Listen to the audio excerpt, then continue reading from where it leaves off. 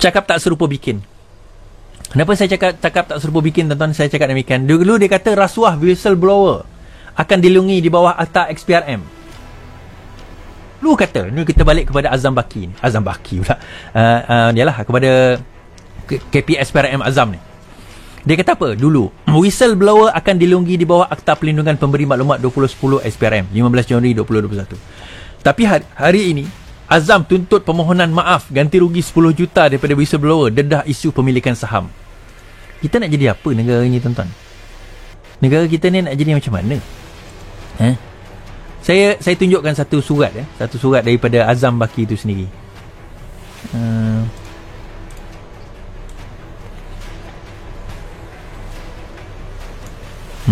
Ni surat dia. Pendedah maklumat Azam Baki didakwa terima surat saman 10 juta ringgit. Okey, kita baca ni maklumat dia. Kuala Lumpur, pakar ekonomi Prof. Edmund Terence Gomez mendakwa individu yang mendedahkan maklumat kepentingan perniagaan Ketua Pesuruhjaya Pencegah Rasuah Tan Sri Azam Baki berdepan tindakan saman 10 juta. Beliau meletakkan jawatan sebagai ahli panel Lembaga Penasihat Pencegahan Rasuah LPPR bulan lalu selepas mendakwa jawatan kuasa itu gagal membincangkan laporan membabitkan pegawai tinggi SPRM, berkata individu berkenaan menerima LOD, Letter of Demand, daripada Peguam Azam hari ini. Katanya dalam LOD itu, individu berkenaan dituntut memohon maaf di atas laporan ditulisnya, membuat permohonan maaf terbuka dan membayar ganti rugi sebanyak 10 juta ringgit. Bagaimana? Sedangkan dalam Akta SPRM itu sendiri ada peruntukan whistleblower. Whistleblower ni sesiapa yang mendedahkan maklumat, dia akan orang kata apa, dia akan dilindungi daripada sebarang tindakan. Tetapi macam mana KPSPRM itu sendiri yang kata sebelum ini bahawa itu semua akan dipastikan supaya dilindungi dan sebagainya, sekarang ini beliau sendiri yang menyaman orang yang membuat dakwaan sedemikian. Sepatutnya secara profesionalnya, kalau betul dia tidak ada rasa bersalah, dia tak takut. Buat apa dia nak takut kepada siasatan tersebut? Tetapi daripada kesimpulan yang kita boleh buat, tuan-tuan dan puan-puan, apa dia? Kesimpulan dia, yang pertama, Azam Baki tidak pernah menafikan bahawa dia memiliki akaun tersebut. Dia tidak pernah menafikan bahawa dia memiliki akaun tersebut. Dan dalam hal ini, yang relevan adalah duit masuk ke dalam akaun itu dimiliki oleh Azam Baki. Itu relevan. Sama ada adik dia pakai ke, makcik dia pakai ke, nenek belah bapak, jiran, sepupu belah datuk dia pakai ke, itu semua tak relevan. Those are not facts of the case, the matter, the crux of the matter. Yang penting, adakah akaun itu dimiliki oleh Azam Baki? Ya. Adakah terdapat wang lebih daripada 100,000 di dalam akaun tersebut ditradingkan? Jawapan dia ya.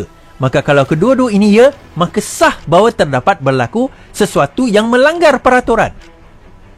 Tidak semestinya penyelewengan, kerana mengikut perkeliling, seseorang penjawat awam mestilah mempunyai saham tidak lebih RM100,000 atau 5% daripada pegangan saham sesebuah syarikat.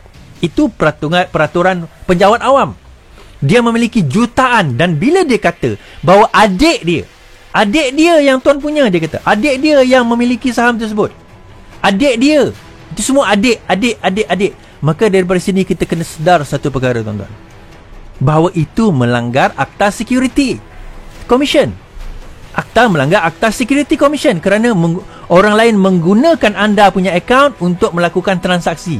Itu satu kesalahan lain. Dia sudah tersepit. Kerana nak menjustifikasikan keadaan tersebut, dia nak saman pula orang yang membuat membuat pertuduhan. Lepas tu PAS hari ini mengeluarkan satu surat. Dia kata apa? Tak ada masalah. Ini semua okey. Siapa yang mendakwa kena membuktikan. Ya, betul. Siapa kena dakwa kena buktikan. Tapi nak buktikan tu kena bawa dulu ke dalam mahkamah. Kena mulakan siasatan. Kena mulakan tangkapan. Jangan hanya orang yang bercakap tentang rakyat, cepat pula engkau buat tangkapan. Tapi bila orang yang rasuah, orang yang melakukan penyelewengan, orang yang melakukan tindakan penindasan kepada rakyat, yang itu engkau lambat pula ambil tindakan. Tetapi alhamdulillah, tuan-tuan, Menteri KDN hari ini mengatakan polis mula siasat bos SPRM. Menteri Dalam Negeri Hamzah Zainuddin berkata polis akan menyiasat pegawai tinggi SPRM selepas menerima laporan mengenainya.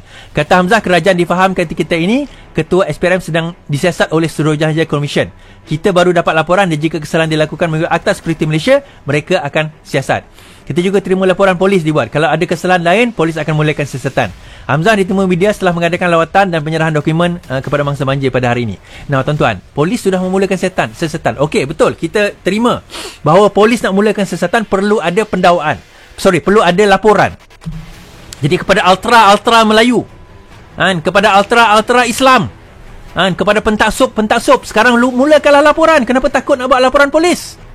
Kenapa bila melibatkan puak-puak kamu takut nak buat laporan polis? Kamu duduk diam. Kenapa? Saya tanya, kenapa? Apabila melibatkan juak-juak kamu, takut kamu nak melakukan perkara tersebut. Kenapa? Kan? Orang yang sama dulu yang mengatakan bahawa Aziz tidak ada masalah dalam SPRM. SPRM juga antara yang mengatakan bahawa Najib tidak ada isu dalam 1MDB. Itu menurut mereka. Jadi kita nak tengok, tuan-tuan, even dalam negara kita, reformasi kenapa penting, wajib, perlu kita tahu. Reform itu perlu dilakukan. Ada yang tanya pada saya tadi, Is, kalau reform itu tak dilakukan, apa masalahnya kepada rakyat, Is? Masalah kepada rakyat adalah kos kita.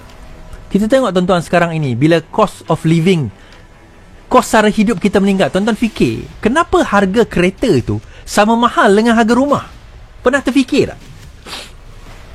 Pernah terfikir tak kenapa harga kereta sama mahal dengan harga rumah? Itu semua melibatkan polisi politik. Kenapa kita import beras daripada luar negara? Kita import gula daripada luar negara. Kita import sayur daripada luar negara. Kita import daging daripada luar negara. Dulu kita nak buat daging kita sendiri pun, tuan-tuan, apa yang berlaku? Jadi daging dalam kondo pula.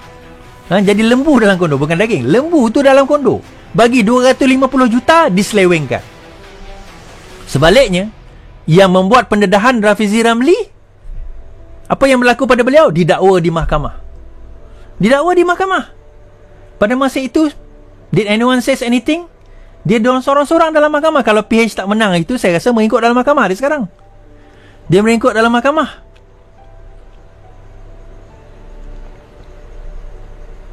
Kan? What happened to our country? Apa yang dah berlaku dalam negara kita ni sebenarnya? And yet, masa pada dalam keadaan dan situasi tersebut, apa yang rakyat kita cakap, apa yang tak payah rakyat lah, orang-orang kita sendiri masa tu. Bila Rafizi kena, siapa yang membela beliau? Sehinggalah didapati tidak bersalah. Nasib baiklah. Kan? Tapi tuan-tuan tahu tak nasib mereka-mereka yang masih lagi didakwa? Saya ada seorang kawan saya, Amran Muhammad, daripada Kelantan, menentang kerajaan sekarang ini. Sekarang didakwa di bawah Akta Hasutan. Akta SKMM, Suruhanjaya Komunikasi dan Multimedia. Hari saya masuk mahkamah hari tu, kita orang pergi yang sama, hari sebutan. Kemudian yang hari tu saya 3 hari bulan, dia 4 hari bulan. Kami tak sempat bertembung. Saya kenal dia dekat situ. Masa saya dalam lock up pun ada seorang lagi kena juga. Akta ni berita tidak benar, akta darurat. Rakyat sekarang ni, tuan-tuan, kalau dia nak bercakap, akhirnya suara dia sekat. Yang ni, cerita ni, dia dedahkan salah laku, masalah integriti. Ketua SPRM, dia pula nak kena saman 10 juta. Dan dia sendiri kata dia terpaksa nak tarik dakwaan tersebut sebab takut. Intimidasi, tuan-tuan. Intimidasi. Saya tak tahulah, ada seorang ketua MK Johor hari ini dipanggil polis. Saya pun tak pasti kenapa. Saya tak call beliau. Jadi saya nak call nak tanya kenapa. Tuan-tuan, intimidasi, tuan-tuan. Jadi benda ini, keadaan ini, situasi